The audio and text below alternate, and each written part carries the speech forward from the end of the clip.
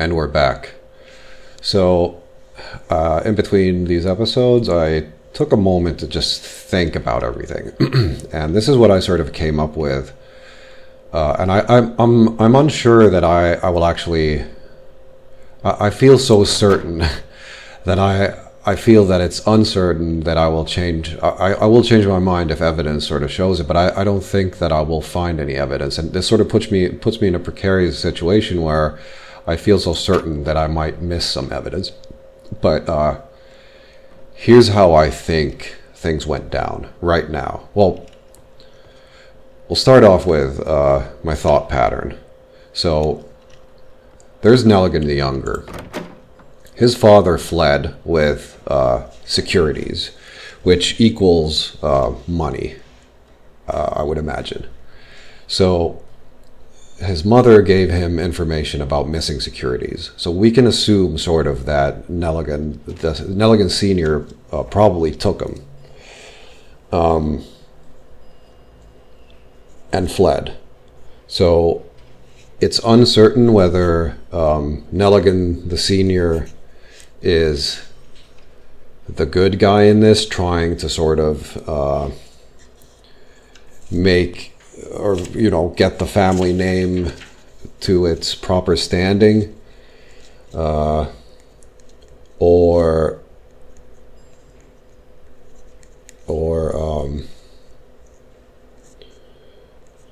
whether he just took the money and ran and left his family. And I think he left his family because he was about to be busted. He said that arrest warrant was given after he left. So Nelligan the Older left with a lot of money, just fled, and he was going to Norway on his yacht. From there, I'm not sure why he was going there, but it is, it's a place. Unsure why. Norway, maybe because there's a lot of traffic there. Nelligan, we need to figure out if he had some sort of stuff there or whatever. But then the next step is, and I wrote this down so that I won't sort of, not that maybe I'll remember it, but just to sort of, that I won't skip anything. So Nelligan, so then, of course, yeah, so they're in Norway. So then Carey gets a lot of money and he retires in 83 as well. Now, retiring at the same time when there's a lot of money going to Norway and stuff, so Carey got money in Norway, and that is, he got them either from securities or from whaling. Now, if we follow this line of thought, he got the securities from Nelligan Sr. Now, somehow, Nelligan Younger got a hint of where the securities, that Carey has the securities. So then, we need to figure out how he knew. Then the notebook. This is I think the most crucial part of this, my line of thought. So the notebook was left there by accident, and it belongs to Nelligan Younger. So why would Carey have the notebook? Why would he have left the notebook with Carey? So we can always imagine things, but let's imagine that Carey went in, Nelligan went in there to demand the securities from Carey Now, Carrie has a temper.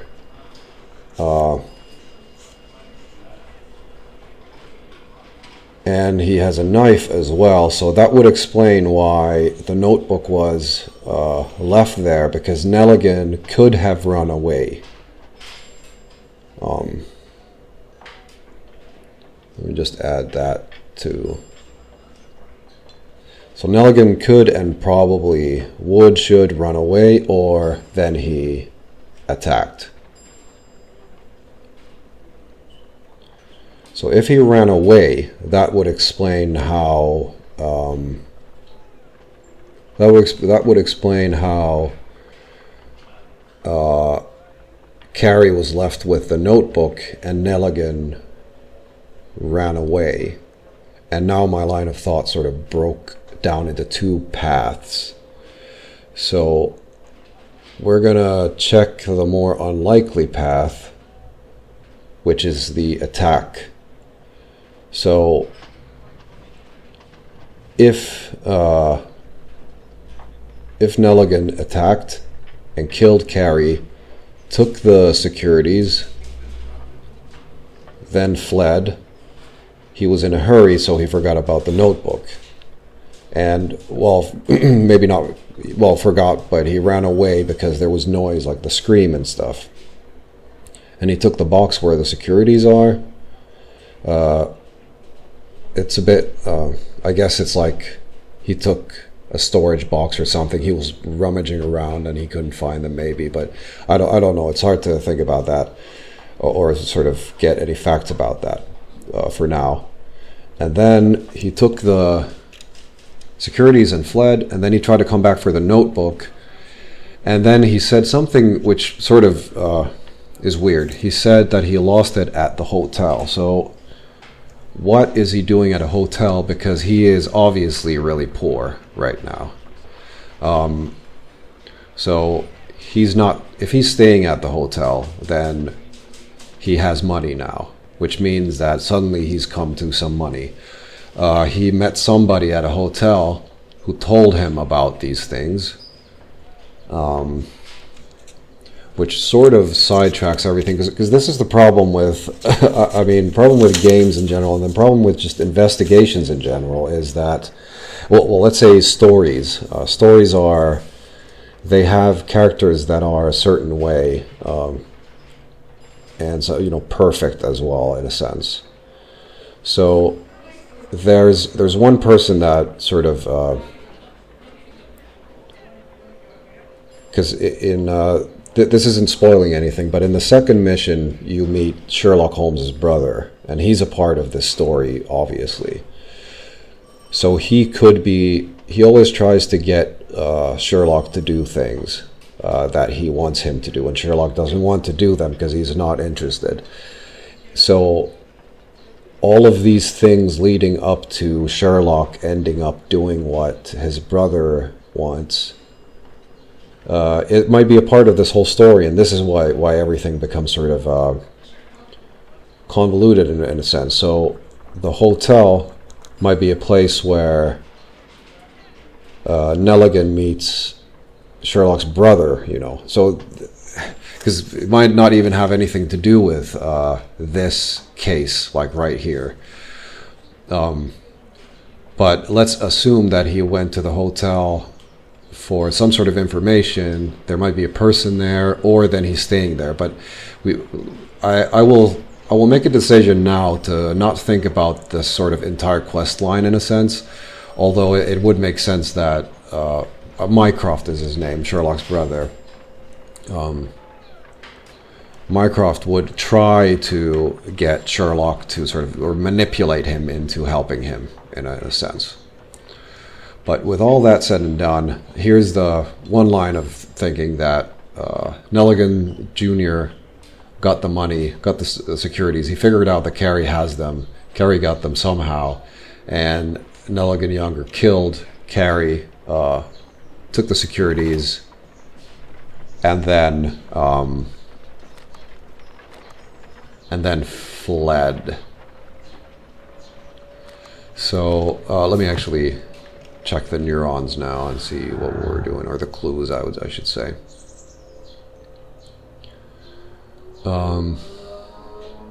Swift actions. Peter Carey was armed with his knife, but he did not have time to use it. The murderer acted quickly and instinctively.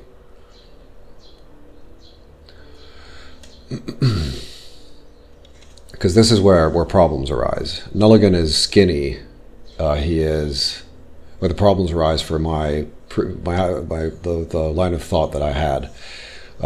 He is skinny and not strong, so it would be sort of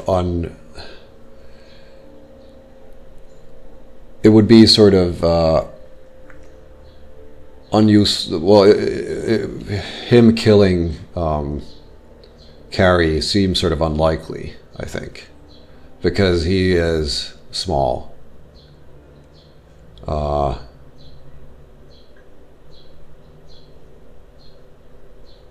So what the other line that I was thinking is that Nelligan's notebook was left there. Carrie had a knife and he had a temper, so he ran away. Nelligan the Younger ran away, but it left his notebook with Carrie.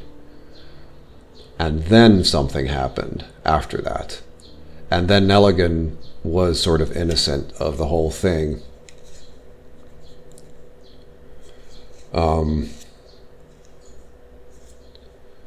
Then Nelligan was sort of innocent of the entire events, and he just wanted to get the money back from Carrie. But we're gonna sort of let's keep going. I actually don't know where I should be going now, really, because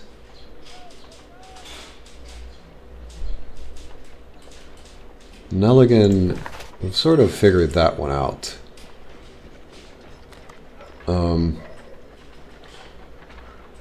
Woodmansley, is there anything over there that we could sort of... Let's just go walk over there for a brief visit and see what we can sort of figure out.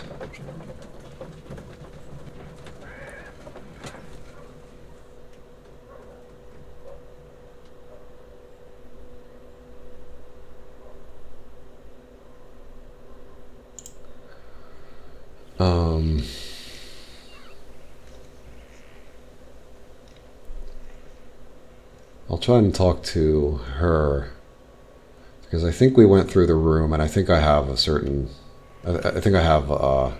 of mind map of the room in a sense, so I don't need to keep visiting it. Who could do such a thing? My poor husband. And maybe I missed something in the end of the dialogue when I was... No, actually that happened last episode. Maybe I forgot something in that one. So let's check the neurons. So Peter Carey, a non-smoker, so he hadn't smoked in a long time. Break-in attempts and missing tin box.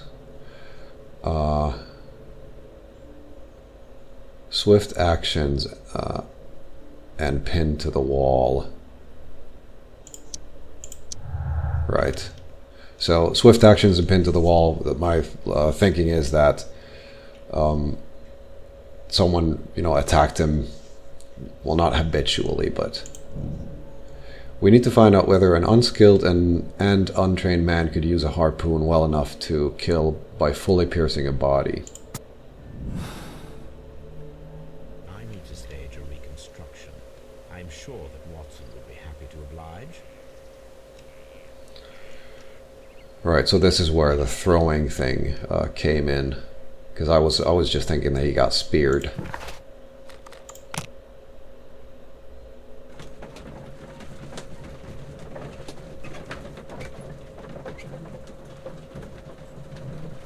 So we're going to perform the experiment, and then we'll think again. Get that out of the way. A spot of whaling, Watson. Would you care to take part? Are you serious? No, but we do need to clarify what happened on the night of Black Peter's murder. A reenactment, then? Is something bothering you? The sailor's knife, Watson. Why was it on the floor? Peter Carey attempted to defend himself? It is possible. But if that is the case, then it alters many things. I don't quite follow you. Tell me, my friend, what is the animal closest to man, morphologically, I mean? Ah, I see what you're getting at, Holmes. You asked me that once before. On the Ripper case, I believe. Do you want to slit some more pigs' throats? No. Well, thank goodness for that. I wish to impale one with a harpoon. Wonderful. Watson, let us pay a visit to our butcher friend in Whitechapel. We require the carcass of a well-fed pig. And the harpoon? One of the harpoons on the wall of Black Peter's cabin should do quite nicely. You're right. So it's one of those things where one thing does change, like the entire line of thinking, in a sense, and how you perceive all the evidence that you've had previously, or the way that you've sort of looked at the evidence previously could entirely shift into a whole new perspective depending on just one little thing. So that's why usually, just knowing That should do it. Now I am ready for the experiment. just knowing a few things can, from sort of a long line of thinking, can really lead to better understanding of what happened, because one thing can totally exclude another seemingly unrelated event.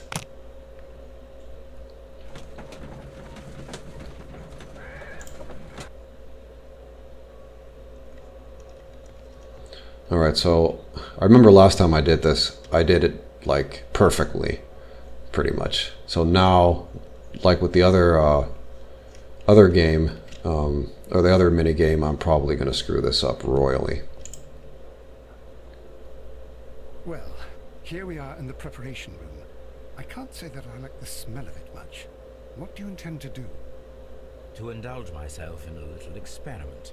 The challenge of lancing a pig's carcass with a heavy harpoon. A little experiment?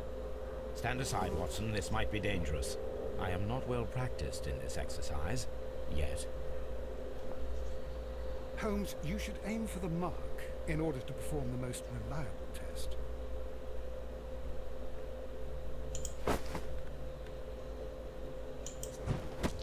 Holmes, you should try to aim better and throw as hard as you can. So I failed both of them. I remember last time I was like, oh my god, I'm gonna do this in one go. The harpoon has struck the body, but with insufficient strength to pierce it straight through.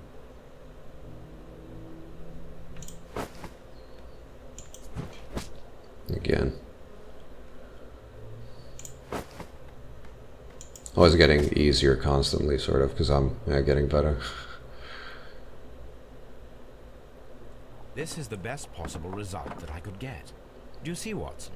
Throwing a harpoon and pinning a man to a wall requires either exceptional strength and training or diabolical luck. If it was luck, then it was a chance in 1,000 that night. Well, yes. Let us leave now. All right.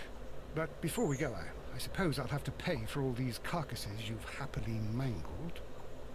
Very well, but please hurry. Of course. All right.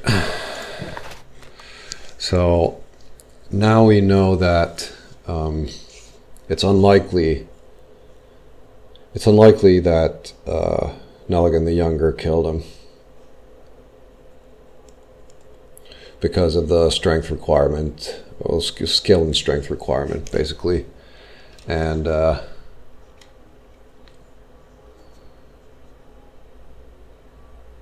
let me just think for just a second. The neurons, right? I think pin to the wall and strength requirements. So it requires a much greater strength than that of the average man to be able to pierce a man's chest with a harpoon all the way through to the wall. A degree of skill would most likely be necessary. 2 men in cooperation might achieve the same result. So there is a remote possibility that an unskilled and untrained man could manage to pin Peter Carey to the wall with a harpoon.